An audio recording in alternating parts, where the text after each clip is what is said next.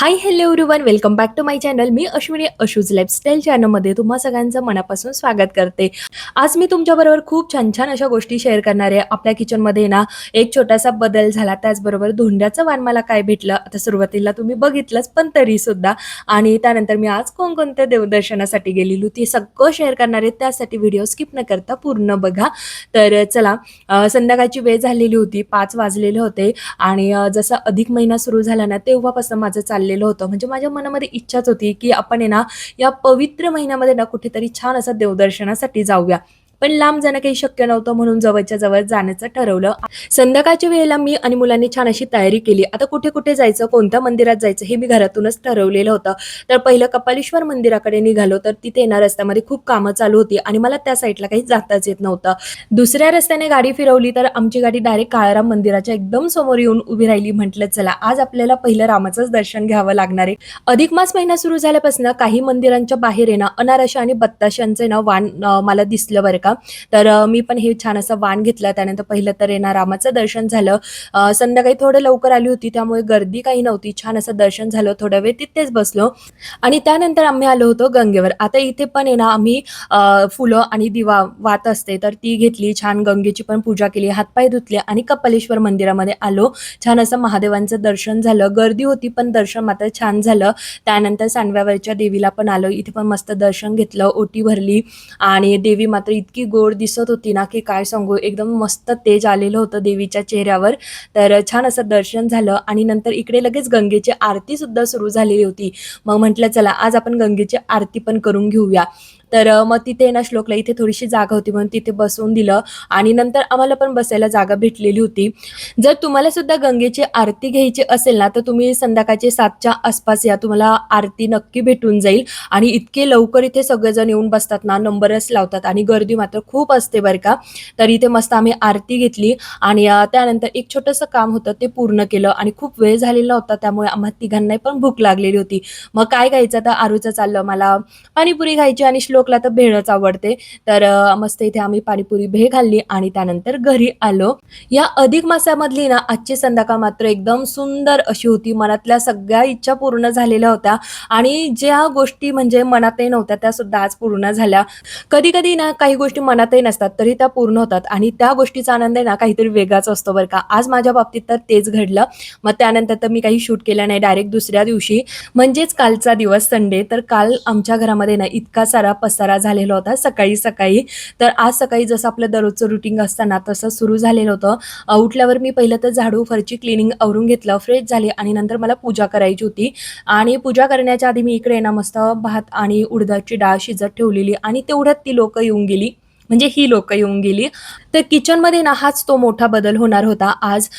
जी काही गॅसची पाईपलाईन असते ना, तर ती आज आमच्या घरामध्ये येणार आहे.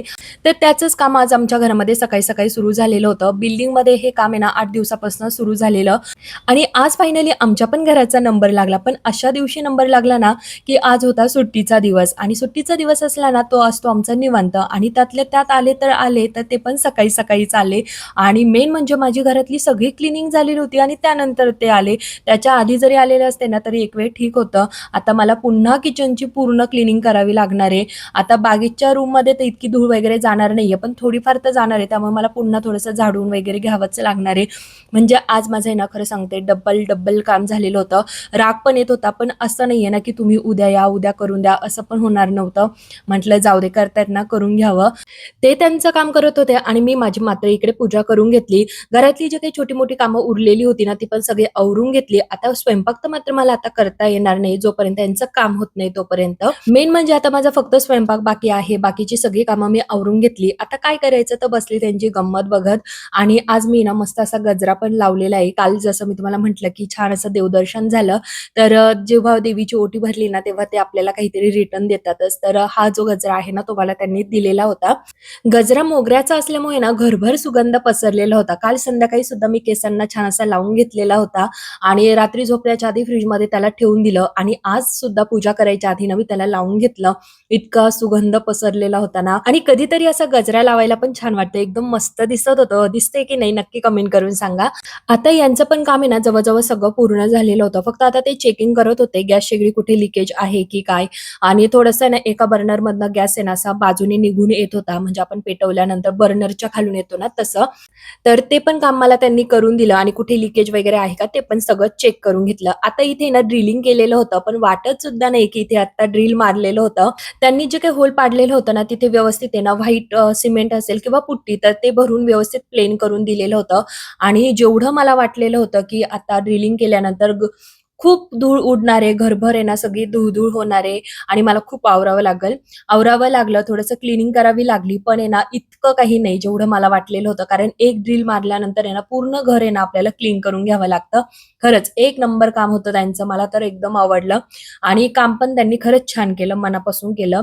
तर चला असो, खूप भूक लागलेली होती सगळ्यांना त्यामुळे ना मी फक्त वरच्या वर किचन वट्टा जो आहे तो व्यवस्थित आहे ना पुसून घेतला. फक्त पुसलेला आहे. आता मला हे सगळं धुवून घ्यायचं आहे. थोडं टाईल्स वगैरे सगळं धुवावं लागणार आहे कारण धूळ सगळीकडेच उडते. पण भूक मात्र सगळ्यांनाच खूप लागलेली आहे त्यामुळे आधी स्वयंपाक करून घेते आणि नंतर जेवणाची जी काही भांडी निघतील मग किचन वट्टा, भांडी आणि थोडी टाईल्स पण धुवून घेईल. तर इथे ना मी मस्त उडदाच्या डाळीला फोडणी दिली. उडदाची डाळ, ज्वारीची भाकरी आणि मस्त कांदा. तर असं आज आम्ही जेवण करणार आहे. तर भाजीला सॉरी डाळीला उडदाच्या डाळीला फोडणी देऊन घेतली आणि इकडच्या बाजूला मात्र आता पटापट भाकरी बनवून घेते.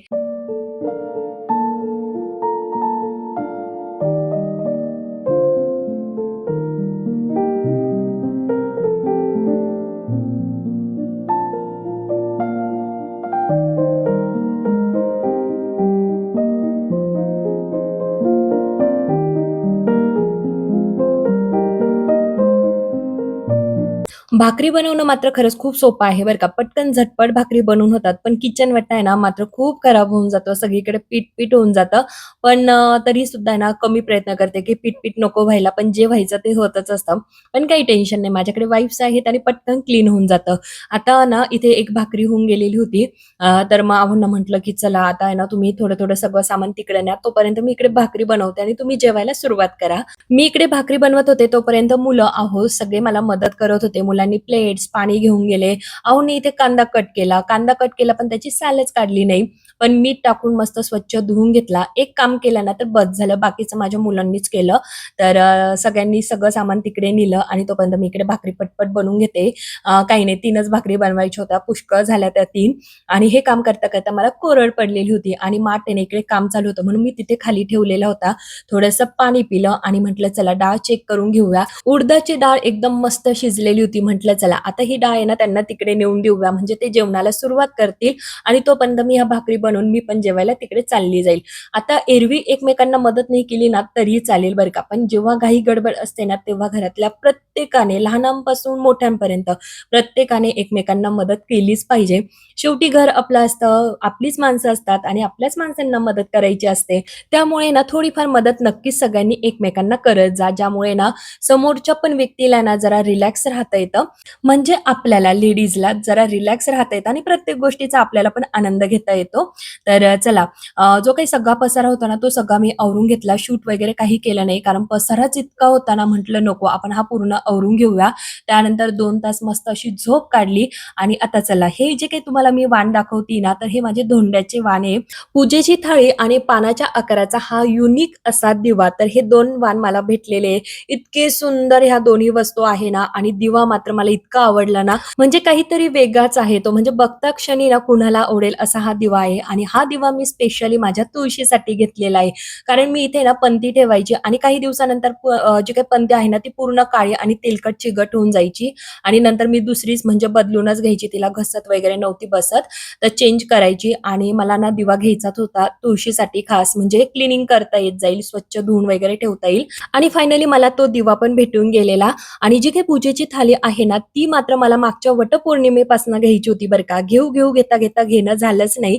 फायनली ती पण थाली माझ्याकडे आली आणि आता डायरेक्टली संध्याकाळी सगळं आवरल्यानंतर आहे ना, आज माझा किचन वाटा असा काहीसा दिसत होता. छोटासा हा चेंज. तर चला कसा वाटला तुम्हाला माझा आजचा व्हिडिओ आवडला तर नेहमीप्रमाणे लाईक, शेअर, सबस्क्राईब, कमेंट्स करा. पुन्हा भेटूया पुढच्या व्हिडिओसोबत. Bye bye. Take care.